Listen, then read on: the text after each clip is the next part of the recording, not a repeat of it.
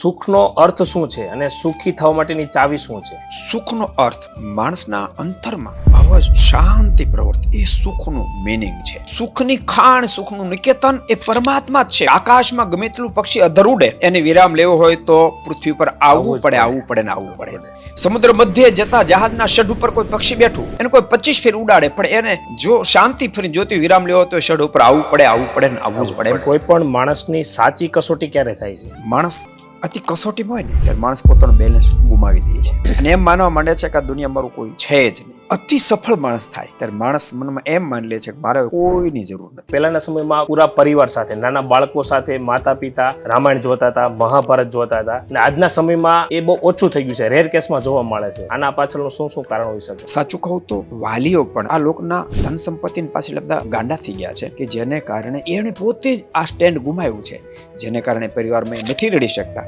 એને પરિણામ રૂપે પરિવારમાંથી આ વસ્તુ આધ્યાત્મિક ગૌણ થઈ છે. જીવનની અંદર સંતોષ એટલે શું અને એનું મહત્વ શું છે? હું માનું છું કે સંતોષનો અર્થ એવો થાય જે પ્રાપ્ત થયું છે એ બરાબર છે, એકદમ પરફેક્ટ છે એવું માણસ જો માને તો જ માણસને સંતોષ પ્રગટે, નતર સંતોષ પ્રગટે નહીં. સાધનાની એવી તમને કોઈ અનુભૂતિ થઈ છે? કોઈ પણ આધ્યાત્મિક પુરુષને કંઈક અનુભૂતિ હોય, એથી કરીને જ આગળ એના આધારે જ વધી શકતા હોય છે. ધ્યાનની તાકાત શું હોય છે? બધી તાકાત ધ્યાનની છે. હજારો વિદ્યાર્થીઓને કોઈ પણ ફી લીધા વગર ભણાવો છો, શિક્ષિત કરો છો, બધો ખર્ચ કરો છો, પ્લસ તમે 100 કરતા પણ વધારે મંદિર બનાવ્યા છે, તો તમને એવી શક્તિ ક્યાંથી મળે છે, એવા વિચાર ક્યાંથી આવે છે? અમીશ્રીએ અત્યાર સુધીમાં હજારો કોલેજિયન વિદ્યાર્થીઓને નિઃશુલ્ક અદ્યતન છાત્રાલયની સાથે અમૂલ્ય દિવ્ય સંસ્કારોથી સજાવીને સમાજને ભેટ આપી છે. વાસ્તવિકતા કેવી છે? માણસ પોતા માટે જીવન જીવે છે, પણ ક્યારેક બીજા માટે જીવે તો એને ખબર પડે કે જીવન આવું જીવાય. પોતા માટે ભોજન સારામાં સારું તમે કરો, તમને અડધો કલાક આનંદ આવે, પણ એ જ ભોજન કોઈ ભૂખ્યાને જમાડો ને તો તમને આખી જિંદગી એની સ્મૃતિ આનંદ આવશે. જીવનની અંદર પોતાની વાણી પર કાબુ રાખવો કેટલો જરૂરી છે? હું માનું છું કે પોતાની વાણી પર ખૂબ કંટ્રોલ રાખવો જોઈએ. વધે નહીં કોકિલ કાગ વાણી, ન મોર મોઢે ખર વાણી જાણી, તો વિશ્વમાં જે જન હોય સારો તે શી રીતે શબ્દ કહે ન ઠારો. બ્રહ્મમુહૂર્તનું શું મહત્વ હોય છે? બ્રહ્મમુહૂર્ત ત્યારે કેવું હોય છે? સંન્યાસ લેવાનો તમને વિચાર કેવી રીતે આવ્યો? તમારો પ્રશ્ન બહુ અદ્ભુત છે. તો આજના આ પોડકાસ્ટના આપણા ગેસ્ટ છે, જેઓ હજારો વિદ્યાર્થીઓને કોઈ પણ ખર્ચ વગર એજ્યુકેશન આપે છે, શિક્ષણ આપે છે, એમના રહેવા જમવાનો ખર્ચ ઉઠાવે છે, અને 100 કરતાં પણ મંદિરો એમણે બંધાવેલા છે. એવા આપણા આજના જે પોડકાસ્ટના ગેસ્ટ છે સદગુરુ શ્રી નિત્ય સ્વરૂપ દાસજી સ્વામી. તો આજના આ પોડકાસ્ટની અંદર આપણે ધર્મ વિશે, ભારતની સંસ્કૃતિ વિશે અને આજના સમયમાં આજના જે યુવાનો છે એ કઈ પ્રકારનું જીવન જીવી રહ્યા છે અને પહેલાંના સમય કરતાં આજનું જીવન કેવી રીતે બદલાઈ રહ્યું છે, આ બધા ટોપિક વિશે આજે આપણે આજના પોડકાસ્ટની અંદર ચર્ચા વિચારણા કરવાના છીએ. અને સ્વામીજીની જેમની નોર્મલ જિંદગી હતી ત્યાંથી લઈને આજે જે આધ્યાત્મિક જિંદગીની અંદર એટલા બધા લોકો માટે પ્રેરણારૂપ બની ગયા છે, તો એમના અનુભવોમાંથી આપણે મેક્સિમમ કઈ રીતના શીખી શકીએ એ પ્રકારની આજે આપણે એમની જોડે વાતચીત કરવાના છે. એટલા માટે આ પોડકાસ્ટને તમે અંત તક જરૂર જોજો.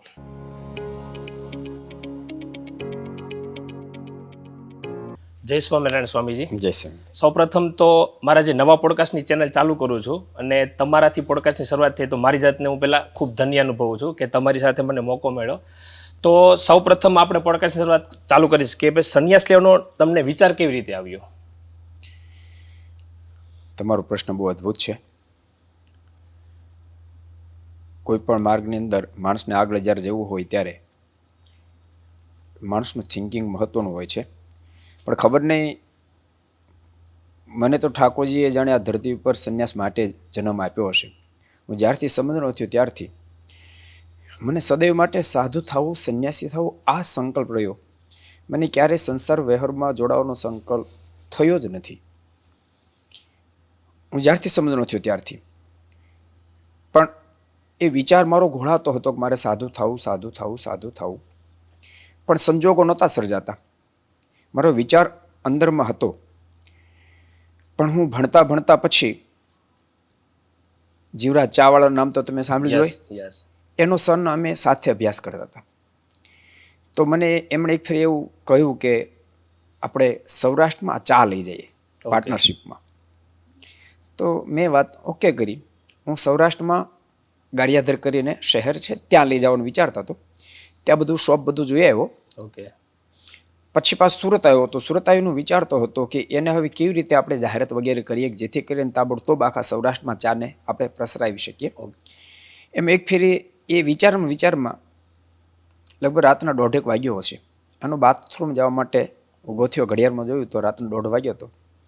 મને ઇમિડિયેટ વિચાર આવ્યો કે તારી વિચારધારા તો સંન્યાસ સ્વીકારવાની છે, સાધુ થવાની છે, તો આમાં તું જાઈશ આ ખાલી વિચારમાં 1:30 વાગ્યો તો તું કેવી રીતે સાધુ થાય છે? યસ. અને એ સેકન્ડ મેં નક્કી કર્યું કે હવે મારે સંસાર છોડી દેવો. અને રાત્રે જ મેં એક પત્ર લખ્યો કે હું સંસાર છોડીને જાઉં છું, અને મેં સંસાર છોડ્યો. ઓકે. આધ્યાત્મિકતા અને માનસિક સ્વાસ્થ્ય વચ્ચેનો શું સંબંધ હોય છે? એ તો બહુ અજોડ અદ્ભુત છે. લોકો ક્યારેક કેવું માને છે ખબર છે કે મન છે ને એ બહુ ભયંકર છે. એમ લોકો માને છે કે મન ખતરનાક છે, મન જ જીવાત્માનું ખરાબ કરે છે. પણ વાસ્તવિકતામાં તમે આધ્યાત્મિક પથમાં જાશો તો ખબર પડશે કે મન તો બહુ બેસ્ટ છે. આધ્યાત્મિક પથના પુરુષોને ખબર હોય કે મન એનું ઉપાર્જન સત્વગુણમાંથી છે. તો સત્વગુણમાંથી જેનું ઉપાર્જન હોય એનું કાર્ય શ્રેષ્ઠ જ હોય. યસ. પણ વાસ્તવિકતા કેવી છે ખબર છે કે મનને થોડો બુદ્ધિનો સંગ થાય છે એટલે સંગ દોષ લાગે છે. પણ એના કરતાં મન પરમ શાંતિની અપેક્ષા રાખે, આધ્યાત્મિકતાની સાથે જોડાવા જ માગે છે મન. એટલે એ મનમાં એમ માને છે કે આમાંથી મને સુખ પ્રાપ્ત થશે, આમાંથી મને સુખ પ્રાપ્ત થશે. તમે સમજી શકશો ઋતિભાઈ કે જગતમાં ગમે તેટલી ઊંચાઈ પ્રાપ્ત કર્યા પછી માણસની અપેક્ષા કેમ વિરામ નથી પામતી? નવી નવી અપેક્ષા પ્રગટે છે. એમ લાગે છે કે આના કરતા આમાં હું જઈશ તો વધારે સુખને એક્સેપ્ટ કરીશ, વધારે સુખ પ્રાપ્ત કરીશ, વધારે લાલચ જાગતી રહેતી હોય છે, જાગતી જાય છે. એની સામે તમે એવું પણ જોઈ શકશો કે જે મહાપુરુષો થયા છે એને દુનિયાના બધા સુખો લોકો આપવા તૈયાર થયા, તેમ છતાં એણે એક્સેપ્ટ નથી કર્યા. કેમ નથી એક્સેપ્ટ કર્યા? એનું કારણ કે મનને પરમાત્મા સાથે જ ટચ થવું છે. અને જ્યાં સુધી મન પરમાત્મા સાથે ટચ ન થાય ત્યાં સુધી મન વિરામ પણ પામે તેમ નથી. એટલે જ્યારે આધ્યાત્મિક પથમાં સંપૂર્ણ મન ટચ થઈ જાય છે એટલે મન વિરામ પામી જાય છે. એટલે આધ્યાત્મિકતા ને મનને બહુ મોટો ગાઢ સંબંધ છે. ઓકે. કોઈ પણ વ્યક્તિને આંતરિક શાંતિ પ્રાપ્ત કરવા માટે એક ધ્યાનની શું ભૂમિકા હોય છે? કોઈ પણ આંતરિક શાંતિ માટે ધ્યાન બહુ મહત્વની ચીજ છે. પણ એની પ્રાથમિક અવસ્થાઓ જે હોય છે એ એક તો આસન એને સિદ્ધ કરવું જોઈએ. બીજા નંબરમાં વાતાવરણ પણ માણસને એવું પ્રાપ્ત થવું જોઈએ. અમારા ભગવાન સ્વામિનારાયણે પ્રથમના 18મા વચનામૃતમાં એક અદ્ભુત વાત લખી કે 7 માળની હવેલી હોય, વેશ્યાઓ થઈથીકાર કે નાચગાન કરતી હોય, ત્યાં દારૂ વગેરે શીશા ભરેલા પડ્યા હોય અને વિષય જનની સભા બેઠી હોય તો ત્યાં જન કોઈ માણસ બેસે તેનું અંતઃકરણ બીજી રીતનું થાય છે. ભલે ફાટેલ ગોદડી વાળી જાયગા હોય પણ ત્યાં કોઈ પરમહંસ બેઠા હોય તો ત્યાં જઈને માણસ બેસે તેનું અંતઃકરણ અલગ થઈ જાય છે. એનો મતલબ કે વાતાવરણ પણ સર્જાવું જોઈએ. સાથે સાથે આપણે આધ્યાત્મિક પથમાં યોગને પણ ઘણી મોટી પ્રધાનતા આપી છે. એટલે પ્રાણાયામ પણ એમાં મહત્વના બને છે. ધ્યાન કરનારને મન સ્થિર કરવા માટે પહેલાં થોડા પ્રાણાયામ કરવા જોઈએ પ્રારંભ કાળમાં, અને પછી એણે પોતાના સંકલ્પ સામે જોઈ રહેવું એટલે મન વિરામ પામે. પછી ધ્યાન અવસ્થાની અંદર માણસ એન્ટ્રી કરી શકે છે. કોઈ પણ સંત બન્યા પછીના શું નિયમો હોય છે અને જીવનની અંદર શું ફેરફાર આવે છે? સંત બની ગયા પછી તમારી જીવનની અંદર કે લોકો પ્રત્યેનો તમારો વિચારો માટે શું બદલાવ આવે છે? તો એ પ્રકારે કઈ પ્રકારનો અનુભવ હોય છે? સંત માટે નિયમો તો જનરલી તો પહેલી વાત તો એ કે સંતનું દિલ બહુ દયાળુ હોવું જોઈએ. એ એક વાતને સિદ્ધ કરવા માટે ઘણા બધા નિયમોનું પાલન કરવું પડતું હોય છે. ખાસ કરીને સ્વામિનારાયણ સંપ્રદાયના નિયમો તમને કહું તો ભગવાન સ્વામિનારાયણે અમારો મુખ્ય ગ્રંથ સત્સંગ જીવન છે એના 4th પ્રકરણમાં 62, 63, 64, 65, 66 5 અધ્યાય લખ્યા છે. એમાં લખ્યું, સંતો આ દુનિયામાં કોઈ તમારો દુશ્મન નથી. લોભ, કામ, સ્વાદ, સ્નેહ અને માન તમારા શત્રુઓ છે. તો એને વિજય તમારે પ્રાપ્ત કરવો છે. એટલે દુનિયા થકી તમારે નિષ્પૃહ રહેવું છે, નિર્લોભી, નિષ્કામી, તમારું ચારિત્ર શુદ્ધ હોવું જોઈએ, શીલ હોવું જોઈએ તમારી પાસે. અને જીભ છે ને સારું ઘણું કરે, ખરાબ ઘણું કરે છે. એટલે તમારો દુનિયા આજ નહીં ખાવાનું ખાય છે, નહીં પીવાનું પીવે છે, એનું કારણ જીભ છે. તો એ પર કંટ્રોલ તમારો હોવો જોઈએ. આજ પવિત્રપણે જમવું. અમને ત્યાં સુધી લખ્યું છે ભગવાન સ્વામિનારાયણ કે તમારે એક પાત્રમાં બધું અનાજ વગેરે ભેગું કરી દાળ ભાત શાક રોટલી પાણી નાખીને રાબડું કરીને જમવું. અને અમે સંતો એવી રીતે જમતા હોઈએ છીએ. નિસ્નેહિક બતાવ્યું છે કે એકવાર સંસાર છોડ્યા પછી તમારે તમારા સંબંધી સાથે રસ્તો પછી તમારે કટ કરવો જોઈએ. કારણ કે તમે ત્યાં કટ ન કરો ત્યાં સુધી મારામાં જોડાણ નહીં થાય. અને તમારું કોઈ જગ્યાએ માન પણ થશે, અપમાન પણ થશે. તમારે બધી વસ્તુમાં સ્ટેબલ રહેવું જોઈએ. એવું ભગવાન સ્વામિનારાયણે આદેશ આપ્યો છે. એટલે સામાન્ય જનરલ આ નિયમો છે. પણ એ નિયમની સાથે જો તમે વર્તો છો તો તમારું ફીલ થાય છે ખરેખર તમે એવું જીવન બનાવી શકો છો અને બની જાય છે. દુનિયા ન મનાય પણ અમારા જીવન પછી ધીમે ધીમે વખત એવા ટર્ન મારી ગયા. ભલે રહીએ જગતમાં એટલે જગતના વ્યવહાર જેવું દેખાય પણ એના થકી ઘણા વિરક્ત બની શકે છે. અને તમારા મતે એક સાચા સંતની વ્યાખ્યા શું હોઈ શકે?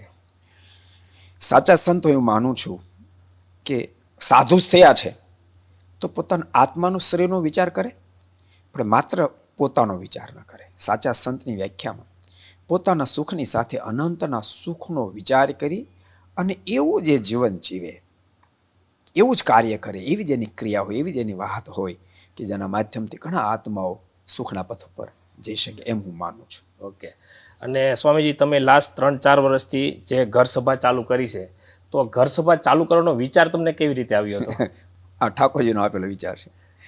સાચું કહું, લોકડાઉન જ્યારે ચાલતું હતું ને ત્યારે સંતોએ મને સહજ કીધું મને કે ગુરુશ્રી આપ અત્યારે લોકો બિચારા ઘરમાં પુરાયેલા છે તો એકાદ કલાક પ્રવચન આપો, પ્રવચન લાઈવ જાય તો લોકોને ઘેરે થોડી ધીરજ મળશે. મેં કીધું ઓકે વાંધો નહીં. તો અમે સાંજના 1 કલાક પ્રવચન શરૂ કર્યું. અમારો સ્વામિનારાયણ ચરિત્ર ચિંતામણી નામનો ગ્રંથ ચાલતો હતો. મેં પૂછ્યું અમારે સાંજની કથા થતી હોય કયો ગ્રંથ ચાલે છે? મને કે આ ચાલે છે. કારણ કે હું અમારી વાડી છે ત્યાં વિશેષ કરી રહેતો હોઉં છું, એકાંત સ્થાન છે એટલે પછી મેં એ શરૂ કર્યું. એ ગ્રંથ થોડો અધૂરો તો એ પૂરો થયો. 3 ભાગ છે એટલે પહેલો ભાગ ફરી સ્ટાર્ટ થાય. એટલે પહેલો ભાગ સ્ટાર્ટ કરતો તો વ્યાસપીઠ પર બેઠો અને ખબર નહીં ઠાકોરજી મને પ્રેરણા કરી. મેં કોઈ ફ્યુચર પ્લાન વિચાર્યો નહોતો અને વિચાર અંતરમાંથી ઠાકોરજીએ આપ્યો કે આ સત્સંગ સભાનું નામ તું ઘર સભા રાખ અને મેં ડિક્લેર કરી દીધું એમ ઘર સભા અસ્તિત્વમાં આવી. ઓકે. અને અત્યાર સુધીમાં એક દિવસ પણ એવો નથી કે ભાઈ તમે એટલા બિઝી શેડ્યુલ હોય છે તમારું છતાં પણ ડેઈલી જે ઘર સભા છે તમારાથી મિસ નથી થતી. તો આના માટેની શક્તિ અથવા તમે એટલી કન્સિસ્ટન્સી તમે કઈ રીતના જાળવી શકો છો એટલી બિઝી શેડ્યુલ હોય છે? સાચું તમને કહું, જીવનની જ્યારે પરમાત્મા પર આપણે જ્યારે નિર્ભર થોડું કરીએ છીએ ને તો જિમ્મેદારી એની થઈ જાય છે. એટલે એ સ્વયં આપણા સ્વાસ્થ્યને જાળવે છે ને બધું ઓટોમેટિક ગોઠવે છે. ક્યારેક કેવું છે કોઈ પણ કાર્યમાં આપણે પોતે સ્વયં બહુ વધારે પૂરતા કરતા થઈ જાય છે કે હું કરું તો જ થશે. એટલે ઠાકોરજી આપણા પર થોડું છોડે તું ટ્રાય કરી લે અને માણસને અટકવું પડે છે. એટલે હું તો બધાને સંદેશો આપું છું મહેનત આપણે જરૂર કરીએ પણ પરમાત્મા પર આપણે નિર્ભર જીવન થોડું કરીએ તો સફળતા પ્રાપ્ત થાય. ઓકે. અને અત્યાર સુધીમાં તમે કઈ જગ્યાએ ઘર સભાઓ કરેલી છે? અમે વિદેશની ધરતી પર અમેરિકા, કેનેડા, ઇંગ્લેન્ડ, આફ્રિકાના વિવિધ દેશોમાં, દુબઈ, સિસલ્સ, પછી થાઈલેન્ડ, ઓસ્ટ્રેલિયા, ભારતના પણ ગુજરાત સિવાય અન્ય રાજ્યોમાં, ભારતના લગભગ મોટા બધા રાજ્યોમાં, નાના ગામડામાં પણ અમે ઘર સભા કરેલી છે. અને ભારતની સિવાય જે બીજા દેશમાં વિદેશમાં તમે ઘર સભા કરો છો ત્યાંના લોકો પણ હવે ભગવાનમાં પહેલાના સમય કરતાં વધારે માનવા માંડ્યા છે. તેના પાછળનું કારણ તમને શું લાગે છે?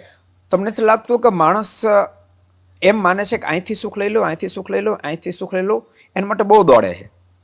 દોડ્યા પછી એને અનુભવ થાય છે કે હું સુખ માનતો તો ત્યાં દુઃખની ખાણ છે. એ લોકો વહેલા દોડ્યા એટલે એને પહેલી ખબર પડે કે આપણે ખોટી દોડ છે. આપણી પણ એ જ પોઝિશન થવાની છે. આજે આપણે લોકો બહુ દોડે છે એટલે એને ખબર પડે કે અહીં સુખ નથી, સુખ તો અહીંયા છે. એટલે લોકો રિટર્ન થયા છે એટલે આધ્યાત્મિક બાજુ વળ્યા છે. ઓકે. અને પહેલા સમયની વાત કરું તો પહેલાના સમયમાં પૂરા પરિવાર સાથે, નાના બાળકો સાથે, માતા પિતા રામાયણ જોતા હતા, મહાભારત જોતા હતા. અને આજના સમયમાં એ બહુ ઓછું થઈ ગયું છે, રેર કેસમાં જોવા મળે છે. આના પાછળનું શું કારણ હોઈ શકે? એનું કારણ થોડી મીડિયાની દુનિયા. અને મેં કહ્યું ને કે લોકોને શુલ્ક સુખ જલ્દી મળી જાય એમાં વધારે દોડ હોય છે. તાબડતોબ માણસને જોઈએ. તમે જોઈ શકો છો કે આયુર્વેદિક દવાના માધ્યમથી કાયમ માટે રોગ નિવારણ થઈ શકે છે પણ તેમ છતાં એ એટલી નથી ચાલતી જેટલે એલોપેથિક ચાલે છે. યસ કારણ કે તાબડતોબ રિઝલ્ટ આપે છે. Yes, એટલે લોકોને ઇન્દ્રિયોને તાબડતોબ એમાં કાંઈક સુખની અનુભૂતિ થાય છે એટલે માણસ એમાં જાય છે. અને સાચું કહું તો વાલીઓ પણ આ લોકના ધન સંપત્તિની પાછળ બધા ગાંડા થઈ ગયા છે કે જેને કારણે એણે પોતે જ આ સ્ટેન્ડ ગુમાવ્યું છે, જેને કારણે પરિવારમાં એ નથી રડી શકતા. એને પરિણામ રૂપે પરિવારમાંથી આ વસ્તુ આધ્યાત્મિક ગૌણ થઈ છે. ઓકે. અને જીવનમાં પ્રાર્થનાનું શું મહત્વ હોય છે? આમ જો સમજો ને તો પ્રાર્થના છે ને એ પરમાત્મા અને સુખ બંનેનો સેતુ છે. જેમ સેતુ વિના સાગર નદી પાર કરવી હોય તો ગહન પડે છે, એમ પરમાત્મા સુધી જીવાત્મા ટચ ન થાય ત્યાં સુધી ક્યારેય શાશ્વત સુખ સુધી પહોંચી ન શકે. અને એના માટે જો નદીને પાર કરવા માટે બીજા પણ વ્યવધાનો હોય છે, હોડી હોય, સ્ટીમર વગેરે વગેરે હોય છે, પણ સેતુ બધા કરતા ટોપ ચીજ છે. એમ પરમાત્માને પ્રાપ્ત કરવા માટે વિવિધ સાધનો છે, પરંતુ પ્રાર્થના ટોપ સેતુ છે. એટલે પ્રાર્થના અતિ આવશ્યક છે. એમાં અહંકાર ઓગળે છે. અહંકાર ઓગળે, હું ટળે હરી ઢોકળા તે ટળાય દાસે રે. એટલે પરમાત્મા સાથે જલ્દી કનેક્ટ થાય છે. ઓકે. અને આજકાલ શિક્ષણની વાત કરીએ તો અલગ અલગ ઘણા સ્ટેટમાં એવું છે કે ભાઈ ત્યાંની જે માતૃભાષા હોય એમાં શિક્ષણ નથી આપતા, તો માતૃભાષામાં શિક્ષણ લેવું કેટલું જરૂરી છે બધા માટે? હું એમ સમજુ છું કે અતિ આવશ્યક છે, અતિ આવશ્યક છે. કારણ કે જે સમાજ, જે રાષ્ટ્ર પોતાની માતૃભાષા ગુમાવે ને એ પોતાની સંસ્કૃતિ ગુમાવે છે. કારણ કે કોઈ પણ સંસ્કૃતિ પોતાની માતૃભાષામાં જે રીતે ઢાળવામાં આવેલી હોય છે, એટલી તમે એને કદાચ કન્વર્ટ કરો, ગુજરાતી ભાષાને ઇંગ્લિશમાં કન્વર્ટ કરો, પણ જે ભાવ છે એ ભાવ નહીં જળવાય. એટલે માતૃભાષા જાળવવી અતિ મહત્વની ચીજ છે. ભલે તમે બીજી લેંગ્વેજમાં જાઓ, નો ડાઉટ, અત્યારે ઇંગ્લિશનો જમાનો છે, ઇંગ્લિશમાં તમે આગળ વધો, તમારા સંતાનોને ઇંગ્લિશ મીડિયમ ભણાવો, નો પ્રોબ્લેમ. પણ પ્રત્યેક પરિવારે કમસે કમ માં આ પાત્રને ભજવે કે માં પોતાના સંતાનને ગુજરાતી લખતા વાંચતા શીખડાવે તો સંસ્કાર અને સંસ્કૃતિ બહુ સહજ સરળ જળવાશે. ઓકે. અને સ્વામીજી, અત્યાર સુધીમાં સાધનાની એવી તમને કોઈ અનુભૂતિ થઈ છે, એવી કોઈ ઘટના અત્યાર સુધીની, તો એનો કોઈ એ બાબતમાં થોડું મૌન સેવીશ, પણ એટલું તમે સમજી શકો કે બિલકુલ અનુભૂતિ વિના અમારી પાસે 125 સંતો છે, એના જે જીવન છે બને નહીં. સમાજ જે ઘર સભા હોય કે XYZ કોઈ પણ પ્રસંગથી જે રીતે ટર્ન મારે એ સંવિત બને નહીં. કોઈ પણ આધ્યાત્મિક પુરુષને કાંઈક અનુભૂતિ હોય જે એથી કરીને જ આગળ એના આધારે જ વધી શકતા હોય છે. ઓકે. અને અત્યારના સમયમાં લોકોની લાઈફસ્ટાઈલ અલગ અલગ બદલાઈ ગઈ છે, તો હું એક સામાન્ય માણસ હોય તો એની એક જીવનશૈલી કેવી હોવી જોઈએ? હું એવું માનું છું કે પ્રત્યેક વ્યક્તિની જીવનશૈલી વ્યક્તિની અલગ અલગ રુચિ હોય, અને એ સહજ છે. રુચિ પોસાય તે હોય, પણ એટલો માણસને વિચાર હોવો જોઈએ કે મારી રુચિ મારા માટે હિતકર છે કે અહિતકર છે. એ વિચાર એનો હોવો જોઈએ. માણસ માત્ર રુચિમાં જો દોડો જશે, એવી જીવન સ્ટાઇલ કરી નાખશે, અને એ નહીં વિચારે કે એ મારા માટે અહિતકર છે, તો માણસનું પતન થશે. રુચિને હિતકરની સાથે જોડશે તો જ માણસ સુખ્યો થશે. એટલે આ પ્રત્યેક વ્યક્તિની ફરજ છે, એ પછી ત્યાગી હોય કે ગ્રસ્ત હોય, પુરુષ હોય કે સ્ત્રી હોય, ભારતમાં રહેતો દુનિયાનો કોઈ પણ છેડે રહેતો હોય, એના વાત વિચારી અતિ મહત્વની છે. સ્વામીજી, મર્યાદા એટલે શું થાય અને જીવનમાં મર્યાદા રાખવી કેમ જરૂરી છે? મર્યાદાથી જીવન, હું માનું છું, ઘડાય છે. ક્યારેક મર્યાદા આપણને અડચણરૂપ લાગે. હું તમને સાદી દૃષ્ટાંત દઉં તો નદીની બે બાજુ જે કિનારા છે ને એ નદીની મર્યાદા છે. ક્યારેક એને અડચણરૂપ લાગે. એ કિનારીની મધ્યે મર્યાદામાં ચાલી જાય તો નદી સાગરને ટચ થઈ શકે છે, પણ ક્યારેક અડચણરૂપ લાગે ને એ કિનારાને તોડી નાખે ને તો રણમાં સમાઈ જાય છે. એ સાગરને ટચ નથી થઈ શકતી. એમ જીવનની અંદર ટોપ લેવલ પ્રાપ્ત કરવા માટે શાસ્ત્રમાં જે મર્યાદાઓ બતાવી છે એ અતિ આવશ્યક છે. હું તમને એમ કહું કે રસ્તા ઉપર આપણે જતા હોઈએ, ડ્રાઈવરજનના બોર્ડ આવે તો એનું પાલન કરવું, એ જે આદેશ આપે એ પાલન કરવું અતિ આવશ્યક છે કે નહીં? માનો ક્યારેક આપણા મનમાં થાય કે મારી પાસે મર્સિડીઝ કાર છે અને હું શું કામ આ રફ રોડમાં જાઉં, હું તો હાઈવે પર જ જાઉં ને, ભલે ને એ બોર્ડ લગાવ્યું, સાઇન બોર્ડ, અને માણસ એમનો આગળ જાય તો એની પોઝિશન શું થાય? પ્રોબ્લેમ આવે, કાં તો ખાબકે કાં રિટર્ન આવવું પડે. સેમ જીવન એવું છે. શાસ્ત્રોએ કે વડીલોએ જે મર્યાદા બતાવી છે એ મર્યાદા આપણા હિત માટે જ છે. ક્યારેક આપણને ગમે કે ન ગમે, પણ એ મર્યાદા પ્રમાણે જાશું તો જરૂર આપણે સુખ પ્રાપ્ત કરી શકશું. ઓકે, લેકિન ઘણા લોકો એવા હોય છે, હાલના સમયમાં પણ એવા બનાવો જોવા મળતા હોય છે કે જે લોકો મર્યાદાની બહાર જઈ અને બહુ બધી એક્ટિવિટી કરતા હોય છે જે સમાજ માટે હાનિકારક હોય છે. તો આવા લોકોને એક સારા રસ્તે વાળવા માટે, અથવા જે લોકો મર્યાદામાં એનાથી મોટા કોઈ વડીલો હોય એમનું રિસ્પેક્ટ, માન સન્માન જાળવી રાખે, આના માટે એવા કોઈ પગલાં લેવા જરૂરી છે? હું એવું માનું છું કે કોઈ પણ સારું સર્જન છે ને ઓર્ડર કરતાંય પણ પ્રેમથી શક્ય બને છે. એટલા માટે સત્સંગની મહત્તા કહેવામાં આવી છે. એવા કોઈ સારા જોગમાં, સત્સંગનો મતલબ એવો નથી થતો કે મોટું પ્રવચનમાં, પણ કોઈ સારા જોગમાં એ વ્યક્તિ આવે, કોઈ સજ્જનના જોગમાં આવે અને એની સાથે એનો લગાવ લાગે તો જ એ વ્યક્તિ મર્યાદાનું પાલન ફરીને કરતો થઈ શકશે. આપણા ઇતિહાસોમાં વાલીઓ લૂંટારો બની ચૂક્યો હતો, પણ નારદજી જોગમાં આવ્યા તો વાલીઓ વાલ્મીકી થઈ શક્યા છે. એની પાસે શક્તિ તો છે જ. યસ, એ શક્તિ એ પોઝિટિવ માર્ગે વાપરશે તો સર્જન કરી શકશે. અને બ્રહ્મ મુહૂર્તનું શું મહત્વ હોય છે? બ્રહ્મ મુહૂર્ત ત્યારે કેવું હોય છે કે એક તો જેટલા આધ્યાત્મિક પથના પુરુષો છે એ વખતે એ આધ્યાત્મિક સાધનાઓ કરતા તેના વાઇબ્રેશનો બહુ મોટી અસર ઊભી કરતા હોય છે. બ્રહ્મ મુહૂર્તમાં સહજ જ તમારું મન સ્થિર થઈ શકે છે. એટલે બ્રહ્મ મુહૂર્તમાં સાધનાનું, આધ્યાત્મિક સાધનનું બહુ મોટું મહત્વ છે. ઓકે, અને ધ્યાન ધરવાની સૌથી સરળ રીત કઈ છે? ધ્યાન કરવાની સરળ રીતમાં ભગવાન સ્વામિનારાયણે પોતે શિક્ષાપત્રમાં એક આદેશ આપ્યો, નિજાત્માનમ બ્રહ્મરૂપમ. આ ત્રણ દેહ એટલે સ્થૂળ, સૂક્ષ્મ, કારણ, આ ત્રણ શરીર છે આપણા. સ્થૂળ એટલે આ દેખાય, સૂક્ષ્મ એટલે અંદર સંકલ્પ વિકલ્પ છે, અને કારણ જેને વાસના કહેવામાં આવે છે. પેલું મનોમંથન થોડું કરે કે હું એ થકી પર છું, એ નથી, આ શરીર હું નથી, અંદર ચાલતો સંકલ્પ વિકલ્પ હું નથી, વાસના જે છે એ પણ હું નથી, એના થકી હું કંઈક અલગ છું, એવું થોડું મનોમંથન કરે. અને મનોમંથન કર્યા પછી ધીમે ધીમે ધીમે વૃત્તિને પાછી વાળે અને પરમાત્મા સાથે ટચ થાય તો બહુ સહજતાથી ધ્યાનમાં એ સફળ થાય છે. ઓકે, અને ધ્યાનની તાકાત શું હોય છે? બધી તાકાત ધ્યાનની જ છે. હું તમને એમ કહું, પ્રત્યેક ક્ષેત્રમાં ધ્યાન મહત્વનું છે. તમને ખબર, ક્યારેક માણસ કોઈ તમે કામ સોંપો ને કામ બગાડે, તમે કહો મેં તને કીધું તું આમ કર, તું કેમ બગાડ્યો? તો કોઈ બે ધ્યાન હતો. યસ, ધ્યાન એટલે ધ્યાન જ વ્યક્તિને સફળ કરે છે પ્રત્યેક જગ્યાએ. પણ એ ધ્યાન આધ્યાત્મિક સુધી જાય તો માણસને આબાદ કરી શકે છે. કારણ કે આપણે આ બધા જ આ ધરતી પર આવ્યા છે ને, એક શ્રુતિનું વાક્ય, શ્રુતિનું એ વચન છે, બુદ્ધિ ઇન્દ્રિય મન પ્રાણાનામ જનાનામ સૃજત પ્રભુ માત્રાર્થમ છે ભવાર્થમ છે આત્મને કલ્પનાય છે. જીવાત્માને શા માટે ઠાકોરજી માણસ બનાવ્યો?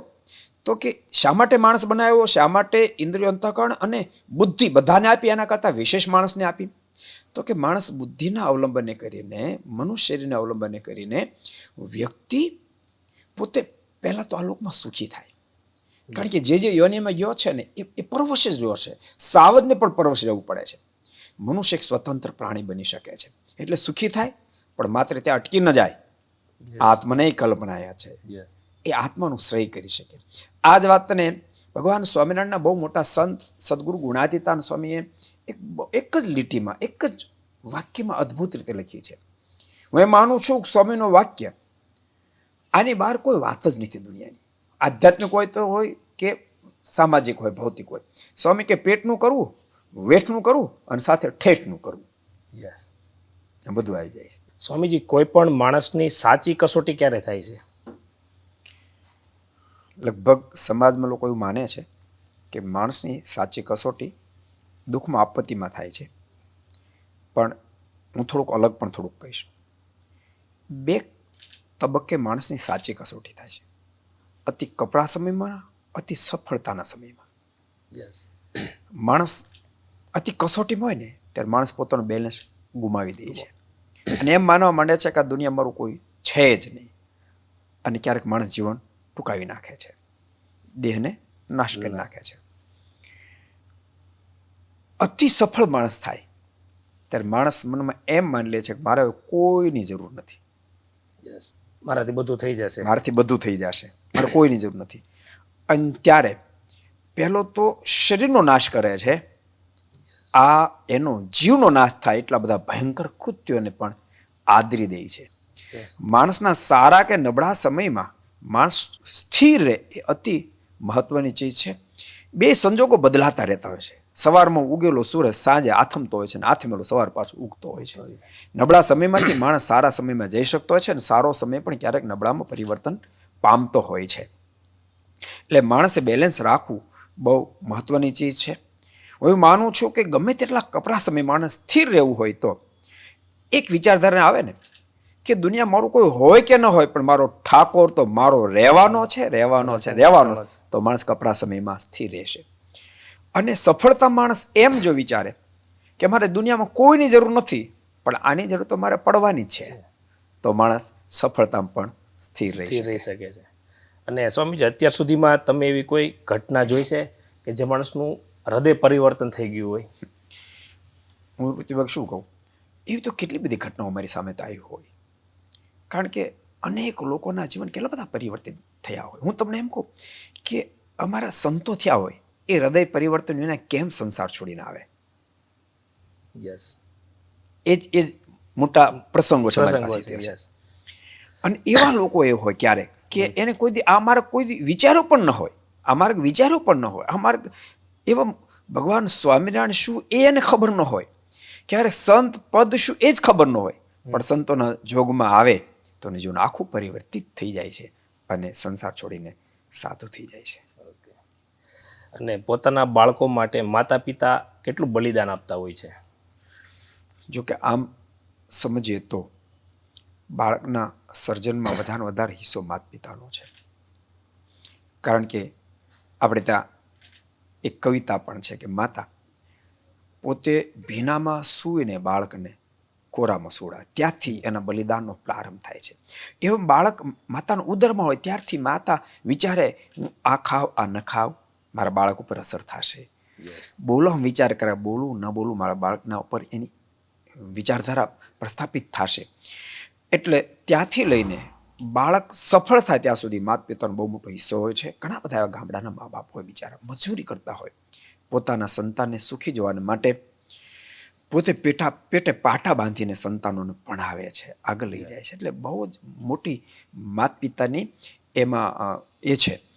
પણ એની સાથે સાથે આધ્યાત્મિક સ્તરમાં પણ માતા પિતાનો ફાળો જ કામ લાગે છે. યાદ રાખજો, અમારો ઉપદેશ પછી ટચ થાય છે, પ્રથમ માતા પિતાના સંસ્કારો કામ લાગે છે. એટલે જીવનની સફળતા માતા પિતાનો હિસ્સો બહુ મોટો છે. ઓકે, જેવી રીતે તમે કીધું કે માતા પિતા તરફથી જે સંસ્કાર મળેલા હોય એનો એક મોટો ફાળો હોય છે, તો એના સિવાય માતા પિતા જેના બાળકને સંસ્કાર આપે છે તો એની અસર બાળકના જિંદગીની અંદર જ્યાં સુધી નાનો હોય ત્યાંથી લઈને મોટો થાય, ધંધા ઉપર ચડે છે કે એમના મેરેજ સુધીની લાઈફ હોય, એમાં એનો કેટલું મહત્વ હોય છે?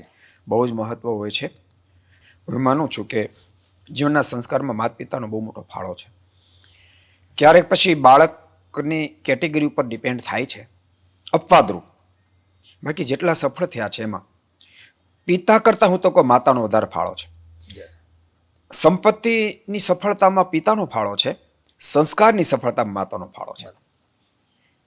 એક અદ્ભુત પ્રસંગ તમને કહું કે મહાત્મા ગાંધીજી એક વ્યક્તિએ પ્રશ્ન પૂછ્યો કે તમને મહાત્મા કોણે બનાવ્યા?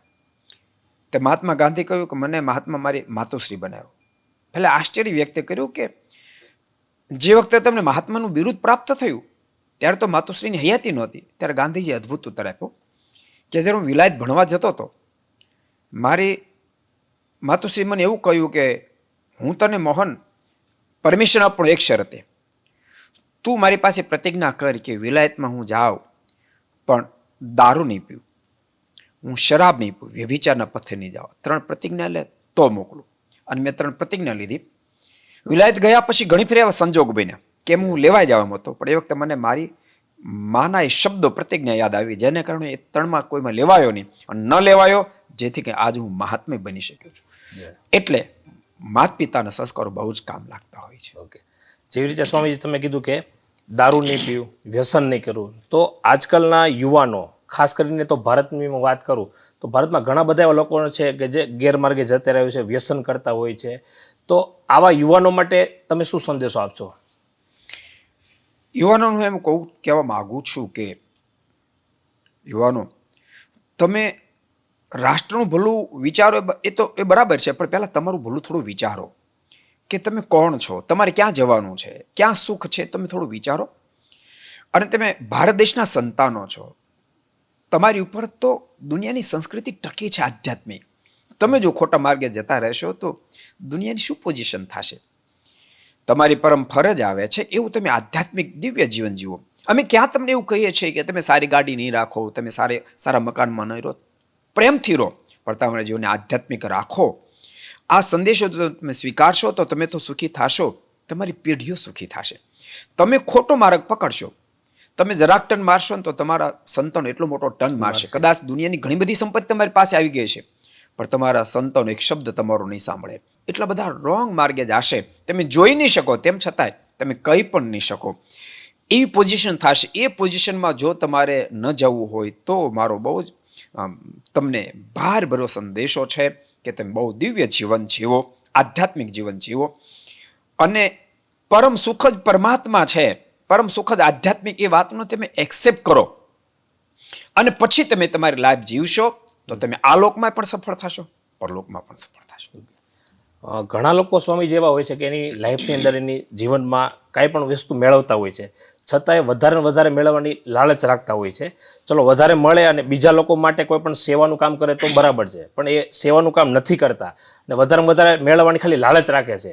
તો મારો તમને સવાલ છે કે ભાઈ, જીવનની અંદર સંતોષ એટલે શું અને એનું મહત્વ શું છે? હું માનું છું કે સંતોષનો અર્થ એવો થાય કે જે પ્રાપ્ત થયું છે, દાખલો કરો, પ્રાપ્ત થયું છે એ બરાબર છે, એકદમ પરફેક્ટ છે એવું માણસ જો માને તો જ માણસને સંતોષ પ્રગટે, નતર સંતોષ પ્રગટે નહીં. બીજા નંબરમાં માણસને સદૈવ માટે વિચાર હોવો જોઈએ કે આ ધરતી પર આવ્યો છું માત્ર મારા માટે નથી આવ્યો, મારા માટે જીવવા માટે નથી આવ્યો, હું મારું કરવું પણ બીજા અનંતનું સારું કરું. આ વિચાર જો માણસને પ્રગટે તો ઘણી ઊંચાઈ પછી પણ માણસ બહુ દિવ્ય જીવન જીવી શકે છે. હમણાં જ અમારે હરિભગત એક આફ્રિકામાં બહુ મોટી હસ્તી, અંબુજા સિમેન્ટ જેવડી એનાથી મોટી 2 એની ફેક્ટરીઓ, બીજી અનેક ફેક્ટરીઓ, હમણાં 58 વર્ષની ઉંમરે, આફ્રિકા તો એ જ વખતે એટેક આવ્યો, 58 વર્ષની ઉંમરે ધામમાં ગયા, પણ એટલું બધું દિવ્ય જીવન જીવ્યા, લોકોના બહુ જ ભલાના કામ કર્યા. પોતે પ્રવચન આપતા ત્યારે એટલું જ કહેતા કે દુઆ ભેળી કરજો, બાકી કાંઈ કામ નહીં લાગે, બધું છોડીને જવું પડશે. અને એના જીવનમાં પણ એવી જ રીતે ગયા, પણ એવી દુઆ ભેળી કરી. એ જ્યારે મૃત્યુ પામ્યા તો આપણા લોકોના તો હૃદયમાં દુઃખ થયું, પણ એ ત્યાં આફ્રિકન લોકો, શ્યામ સુંદર, એ લોકો પણ રડ્યા છે એની પાછળ, કારણ કે રોજના 25,000 માણસોને વર્ષોથી નિઃશુલ્ક ભોજન કરાવતા, હજારો મંદ બુદ્ધિના લોકો એને સાચવતા, સમાજના બહુ રૂડા કાર્ય કરતા. સ્વામિનારાયણ સંપ્રદાયમાં તો ખૂબ સેવાઓ કરી, પણ સમાજના પણ ખૂબ રૂડા કાર્યો કર્યા. તો દુનિયા એને યાદ કરે છે. મરી તો બધાને જવું છે, પણ દેહ મરે પણ એને નામ અમર થઈ જતી હોય છે. જેવી રીતે સ્વામીજી તમે કીધું કે ભાઈ એણે એની લાઈફની અંદર બહુ બધું અચીવમેન્ટ કર્યું, બીજા લોકો માટે સેવા કરી, તો સુખનો અર્થ શું છે અને સુખી થવા માટેની ચાવી શું છે? સુખનો અર્થ માણસના અંતરમાં બહુ જ શાંતિ પ્રવર્તે, એ સુખનું મિનિંગ છે. અને એ સુખ પ્રાપ્ત કરવા માટે માણસે સદૈવને માટે આધ્યાત્મિક પથને સ્વીકારવાનો હોય છે. ક્યારેક કેવું બને ખબર છે, હું તમને એમ કહું કે સુખની બધા અપેક્ષા રાખે છે, પણ સુખ જ્યાં છે ત્યાંથી તમે નહીં શોધો ક્યાંથી મળશે? દાખલા તરીકે તમારા સાહિત્યકારો કહે છે ને કે 2,000 રૂપિયા વડોદરામાં ખોય, અહીંયા તમે સુરત શોધો ક્યાંથી મળે? એમ સુખની ખાણ, સુખનું નિકેતન એ પરમાત્મા જ છે. પ્રત્યેક વ્યક્તિને આખી ત્યાં જવું પડશે. આકાશમાં ગમે તેટલું પક્ષી અધર ઉડે, એને વિરામ લેવો હોય તો પૃથ્વી પર આવવું પડે. સમુદ્ર મધ્યે જતા જહાજના શઢ ઉપર કોઈ પક્ષી બેઠું, એને કોઈ 25 ફેર ઉડાડે, પણ એને જો શાંતિ ફરી જોતી વિરામ લેવો તો શઢ ઉપર આવવું પડે. પ્રત્યેક વ્યક્તિને આજની તો કાલ ભગવાન સ્વામિનારાયણે સારંગપુરના 4થા વચનામૃતમાં લખ્યું છે કે 1 શ્લોકે સમજો, 2 શ્લોકે સમજો, લાખ શ્લોકે સમજો, કરોડો શ્લોકે સમજો, આ જન્મે સમજો, કરોડો જન્મ લીધા પછી સમજો, એક વાર તો તમારે અમારી સાથે એટેચમેન્ટ કરવું પડશે. તમે અહીંયા ગમે તેટલા એલોજન ગોઠવો, એસી ગોઠવો, પણ પાવર હાઉસ સાથે છોડો તમારો જોઈન્ટ ન હોય તો એસી તમને ટાઢક નહીં આપે. ટાઢક પ્રાપ્ત કર્યું છે તમારે પાવર હાઉસ સાથે છેડો જોઈન્ટ કરવો પડશે. ભલે તમને દેખાતો નથી ટાઢક, તમને 80 માં જ દેખાય છે, પણ તમારો છેડો ત્યાં જોઈન્ટ છે. એમ પ્રત્યેક વ્યક્તિને સુખનો જો અહેસાસ કરવો હશે તો પરમાત્મા સાથે કનેક્ટ થવું પડશે. અને જીવનની અંદર પોતાની વાણી પર કાબુ રાખવો કેટલો જરૂરી છે? આમ ગણો ને તો દુનિયામાં જ્યાં જ્યાં સંઘર્ષ સર્જાય છે ને એનું કારણ વાણી છે. વાણી બે કામ કરે છે, સોયનું પણ કામ કરે છે, કાતરનું પણ કામ કરે છે. વાણી જો મૃદુલ હશે, મર્યાદિત હશે, સભ્યતાયુક્ત હશે, વિવેક વિનયવાળી હશે તો એ સોયનું કામ કરશે અને સર્જન કરશે. અને જો એ સજ્જનતાને ગુમાવશે વાણી પોતે તો એ કાતરનું કામ કરશે, બહુ મોટું વિસર્જન કરશે. એક સંતે બહુ અદ્ભુત શબ્દ સાખી લખીએ છે, શું વાક્યથી વિશ્વ બધું વખાણે, કોઈ વાક્યથી કીર્તિ જનો ન જાણે, ચડે પડે જીભ વડે જ પ્રાણી, માટે વિચાર યાર ઉચ્ચાર વાણી. અને માણસે એક સજ્જન વ્યક્તિએ તો હું માનું છું કે પોતાની વાણી પર ખૂબ કંટ્રોલ રાખવો જોઈએ. અમારે વિહલાજમાં એક પંક્તિ લખીએ છે, વધે નહીં કોકિલ કાગ વાણી, ન મોર મોઢે ખર વાણી જાણે, તો વિશ્વમાં જે જન હોય સારો, તે શી રીતે શબ્દ કહે ન ઠારો. કોઈને કોઈ પથ્થર મારીને ભગાડી મૂકે ને તોય કોઈ દી કાગડાની વાણી ન બોલે. મોરને કોઈ મારીને કાઢી મૂકે તો ગધેડા વાણી ન બોલે. તો એક સજ્જન વ્યક્તિની વાણી તો બેફામ થાવી જ કેમ જોઈએ? એની વાણી તો મૃદુલ મધુર જ હોવી જોઈએ. તો અવશ્ય મેવ એ જીવનમાં સુખ્યો થઈ શકે છે. ઓકે. અને નિસ્વાર્થ પ્રેમ એટલે શું? અને અત્યારના સમયમાં કયા સંબંધોમાં નિસ્વાર્થ પ્રેમ જોવા મળે છે? નિસ્વાર્થ પ્રેમ એટલે અપેક્ષા વિનાનો પ્રેમ. હું પ્રેમ દુનિયાને આપું, મને વળતર આપે કે ના, હું તો એ કરતો જ રહેવાનું. દાખલા તરીકે એને બીજા અર્થમાં છે ને આધ્યાત્મિક પથમાં એને વાત્સલ્ય પ્રેમ કહે છે. નિસ્વાર્થ પ્રેમને વાત્સલ્ય પ્રેમ કહે છે. ગાય વચને જે પ્રેમ કરે છે ને એ નિસ્વાર્થ પ્રેમ છે. એને વચની પાસેથી વાછરડીની પાસે શું વળતર મળવાનું છે? ગાયને કાંઈ નથી મળવાનું, તેમ છતાંય કેટલો બધો પ્રેમ કરે. એ નિસ્વાર્થ પ્રેમ છે. એની બીજું વળતર નથી મળતું, પણ પરમ આત્મસંતુષ્ટનું વળતર પ્રાપ્ત થાય છે. એટલે નિસ્વાર્થ પ્રેમ જે વ્યક્તિ આપે, અપેક્ષા રહિત પ્રેમ, એનો આત્મા બહુ સંતુષ્ટ અને તૃપ્ત રહેતો હોય છે. એટલા માટે બહુ જ એની મોટી મહત્તા છે. ઓકે. અને અત્યારે જે રીતે મેં કીધું કે ગાય હોય છે ને વાછરડા પ્રત્યેનો નિસ્વાર્થ પ્રેમ હોય છે, માતા પિતાનો એક જો આપણે પ્રેમ જોઈએ તો નિસ્વાર્થ હોય છે. એ સિવાય અત્યારના સમયમાં કોઈ એવા સંબંધો હોઈ શકે કે ભાઈ જેમાં નિસ્વાર્થ પ્રેમ હોય છે, સમાજ માટે કોઈ સેવા કરતું હોય, દેશ માટે કોઈ સેવા કરતું હોય, તો એવી રીતના કોઈ બીજા સંબંધોમાં હોઈ શકે? બીજાના ભલા માટે જેટલું થાય છે બધો નિસ્વાર્થ પ્રેમ છે. અમે પોતે હજારો વિદ્યાર્થીઓને, કોલેજના વિદ્યાર્થીઓને, સ્કૂલ કોલેજ ગુરુકુળની હોસ્ટેલ છે આપણે ત્યાં, સરદાર, મહુવા, ભાવનગર, વિદ્યાનગર, હજારો વિદ્યાર્થીઓને નિઃશુલ્ક અભ્યાસ કરાવીશ. 1 રૂપિયો લેતા નથી. એની પાછળ માત્ર પ્રેમ જ છે.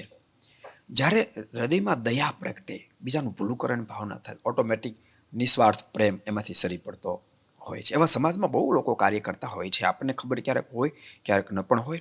અનેક લોકો એવા જે હોય છે જે નિઃશુલ્ક હોસ્પિટલો ચલાવતા હોય છે, ગૌશાળાઓ ચલાવતા હોય છે. એ બધું નિસ્વાર્થ પ્રેમ છે. એમાં વળતર કાંઈ નથી. ગાયની સેવા કરો ત્યાં વળતર શું?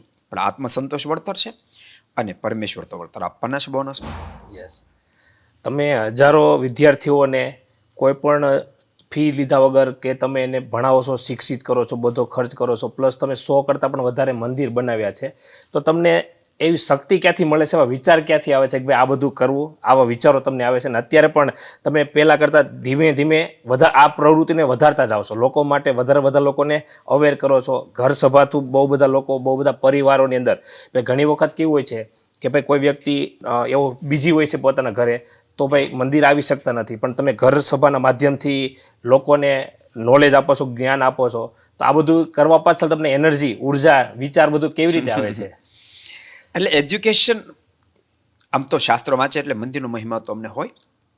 અને મંદિર એ હિન્દુ ધર્મ નહીં, દુનિયાના તમામ ધર્મનું કેન્દ્ર સ્થાન મંદિર બનશે. હું તમને એમ કહું કે માનો કે આપણું દુનિયામાં હિન્દુ ધર્મનું એક પણ મંદિર ન હોત, સ્વામિનારાયણ મંદિર ન હોત, વૈષ્ણવ હવેલી ન હોત, રામજી મંદિર ન હોત, શિવાલય ન હોત, માતાજીનું મંદિર ન હોત, તો આપણે હિન્દુ રહેવા જ ન પામે. એટલે મંદિરની મહત્તા હોય એટલે મંદિરમાં મને ખૂબ જ રુચિ છે. પણ વર્ષો પહેલાં, લગભગ 20 વર્ષ પહેલાં એક દરબારનો દીકરો નયન કરીને હાટીન માળિયાથી સરદાર ભણવા માટે આવ્યો. એટલે એક હરિભક્તે મને ફોન કર્યો કે સ્વામી ગરીબ બહુ છે ને એને રાજકોટ એડમિશન મળ્યું છે, તો આપ જો એને સરદારમાં રાખો તો બિચારો ભણી શકશે. મેં કીધું વાંધો નહીં, મોકલો. આપણે ત્યાં 3-4 વર્ષ ભણ્યો. બહુ ડાયો છોકરો થયો, બહુ સંસ્કારી થયો. અજંટામાં ત્યારે જોબ કરે છે, બહુ સારી જોબ ઉપર છે. એમાંથી મને પ્રેરણા મળી કે આ કરાય. લોકોને આપણે વાત કરીએ છીએ એ અસર કરશે, એના કરતાં કાર્ય વિશેષ અસર કરશે. આપણી વાતને લોકો તો જ એક્સેપ્ટ કરશે, આપણે એના કાર્યમાં પડશું. ભલે આપણી ભાવના હશે પણ માત્ર વાત કરશું તો લોકો વિચારશે કે વાત કરી માણસ છૂટો થઈ જાય છે. પણ એના કરતાં આપણે એના દર્દમાં પડશું તો લોકોને વાતને હા પડશે. એટલે પછી અમે ધીમે ધીમે સ્ટેપ વધારતા ગયા અને અમને એમાંથી બહુ જ આત્મસંતોષની અનુભૂતિઓ થઈ. અનેક વિદ્યાર્થીઓ ભણીને જ્યારે જતા હોય ત્યારે જેમ કન્યાને વળાવે મા બાપ, અને એ કન્યા રડતી એમ રડતા રડતા જાય કે અમને એમ કે ગુરુશ્રી અમે તો મજૂરના દીકરાઓ હતા, સંતાનો હતા, આપે અમને એન્જિનિયર બનાવ્યા, આપે અમને આ પોસ્ટ સુધી પહોંચાડ્યા. લોકો અમારી સામે જોવા તૈયાર નહોતા, એને બદલે આજ અમને માનભેર બોલાવે છે, માનભેર અમારી સામું જોઈએ છે. એ શબ્દો આપણને ખૂબ આનંદ આપે. વાસ્તવિકતા કેવી છે, માણસ પોતા માટે જીવન જીવે છે પણ ક્યારેક બીજા માટે જીવે ને તો એને ખબર પડે કે જીવન આવું જીવાય. પોતા માટે ભોજન સારામાં સારું તમે કરો, તમને અડધો કલાક આનંદ આવે, પણ એ જ ભોજન કોઈ ભૂખ્યાને જમાડો ને તો તમને આખી જિંદગી એની સ્મૃતિ આનંદ આવશે. એટલે ઉર્જા ઓટોમેટિક પછી એ આપને ડેવલપ થતી હોય છે અને આપણે આગળ વધી શકતા હોય છે અને ઠાકોરજી પછી મદદ કરાવતા હોય છે. ઓકે. અને અત્યારના સમયમાં વિશ્વની અંદર ભારતની એક કેવી છબી છે? વિશ્વમાં આધ્યાત્મિક છબી તો હજી ભારત જાળવી જ રાખી શક્યું છે.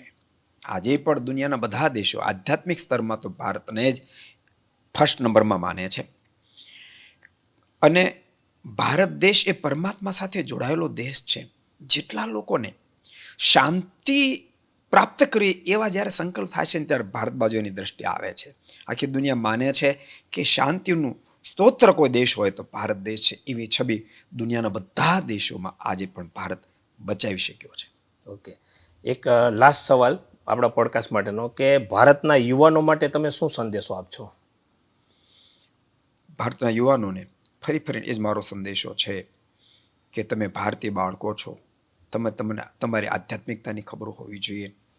પ્લસ આપણે બીજાને કંઈક આપવું છે તો આપણે જીવન જીવવું જોઈએ. આપણે પશ્ચિમના દેશો બાજુ સાવ દોટ મૂકી દઈશું તો આપણે બહુ મોટી નુકસાની કરશું. તમે ક્યારેક એવું માનો છો ભૌતિકવાદને જોઈને કે ખરેખર અમેરિકા આમ છે, ફલાણો દેશ આમ છે, આપણે ગૌણ છીએ. આપણે ગૌણ નથી, આપણે બહુ ટોપ લેવલે છીએ. હું જેટલા યુવાનો સાંભળતા એને એમ કહું છું કે ભગવાન સ્વામિનારાયણનું આપેલું સૂત્ર એક નિજાત્માનમ બ્રહ્મરૂપમ, હું બ્રહ્મ છું, હું મુક્ત છું. તમે આ મારી વાત સાંભળ્યા પછી 100 ફેરી ખાલી બોલો હું મુક્ત છું, મુક્ત છું, મુક્ત છું, અને પરમાત્મા મને ભેટી રહ્યા છે એવું હૃદયમાં ફીલ કરો તો તમને ખબર પડશે કે આપણે કોના સંતાનો છીએ. ક્યારેક કેવું બને, અમારા સમય વાતોમાં લખ્યું કે એક સિંહણનું બચ્ચું, એ સિંહણ એને બચ્ચાને જન્મ આપતાની સાથે મૃત્યુ પામ્યું. એટલે ઘેટા બકરા ભેળું પડી ગયું. અને ઘેટા બકરા ભેળું જ્યારે બચ્ચું ભળી ગયું ને પછી એમ માનવું મળ્યું હું ઘેટું બકરું છું, એની સાથે ઘાસ ખાવા મળ્યું. એમાં એક દાડો ઘટના ઘટી, એ ઘેટા બકરા સાથે ઘાસ ખાતું હતું, એમાં કોઈ બીજો સાવજ આવ્યો. એણે પેલા સાવજને જોઈ, એને ડણક મારી એટલે બધા ઘેટા બકરા ભાગવા માંડ્યા તો પેલો સાવજ ભાગવા મળ્યો. એ તો હવે સાવજ થઈ ગયો હતો. ત્યારે પેલા સાવજને આશ્ચર્ય થયું. એણે પાછળ દોડીને પેલા સાવજને પકડ્યું. ભલામણા તું ઘેટો બકરો નથી, તો સાવજ છો. પેલો ધ્રુજે, નહીં મને છોડી દે, તું સાવજ છો માન. એમ કે પકડીને કુવાને કિનાર લાવીને કુવાના પાણી દેખાડતું જો તું મારા જેવો છો. એમ કહી એને જ્ઞાન આપ્યું. જ્ઞાન જ્યારે આપ્યું ત્યારે ખબર પડી કે હું સાવજ છું. તારે ઘેટા બકરા ભેરું ફરવાનું ન હોય, એ તો તારું ખાદ્ય છે. તું મારી ડણક મારી જેવી તારી ડણક આવશે. ડણક મારી તો ખબર પડે કે આની જેવી મારી ડણક છે, અને પછી ઘેટા બકરા 2-5 ઉપાડી જવું. એમ આપણે સાવજ છે. હિન્દુસ્તાનના તમામ સંતાનો સાવજ છે. એ વાત એને ક્યારેક વિસરાઈ જાય છે. તો આ હું મુક્ત છું એ કોન્સેપ્ટ અપનાવશે, તને ખબર છે હું ખરેખર સાવજ છું, તો એ રિટર્ન જરૂર આવશે અને પોતાના ભલા માટે, સમાજના ભલા માટે, રાષ્ટ્રના ભલા માટે ઘણું બધું કરી શકશે. અને યાદ રાખજો, શ્રેષ્ઠ જીવન જ્યારે જીવાય છે ને, બીજાનું તો ઘણા બધાનું ભૂલું થાય, પણ બધાને કરતા પોતાનું વિશેષ ભલું થતું હોય છે. નબળું જીવન જ્યારે જીવો ત્યારે બીજાનું તો ખરાબ થાય, પણ બધા કરતા વધારે પોતાનું ખરાબ થતું હોય છે. માટે યુવાનોનો મારો સંદેશો છે, તેમ ભારતીય સંતાનો છો તો એ ગરિમાની સાથે જીવન જીવજો. ઓકે. ખૂબ ખૂબ આભાર સ્વામીજી. અમને આશીર્વાદ આપ્યા અને જે મારી નવી ચેનલની શરૂઆત કરું છું અને તમારા પોડકાસ્ટ સાથે થઈ એના માટે તમારો ખૂબ ખૂબ આભાર માનું છું. તમારી નવી પ્રોડક્ટ ખૂબ વિકાસને પામે અને એના માધ્યમથી બહુ બધા લોકોને લાભ પ્રાપ્ત થાય. ઋત્વિભાઈ, અમને પણ તમે સરસ આધ્યાત્મિક પ્રશ્નો પૂછ્યા, એથી કરીને આ સંવાદથી કોઈ યુવાન દિશા ભટકતો હશે અને દિશા મળી જશે તો અમારો તમારો દાખલો સફળ થશે. પરમેશ્વર આપણા બધાના ઉપર રાજી થશે. એ શબ્દોની સાથે મારી વાણી વિરામ. બધાને ખૂબ હેતથી જાતે જય સ્વામિનારાયણ, જય શ્રી કૃષ્ણ, જય શ્રી રામ, જય હિન્દ, જય ભારત.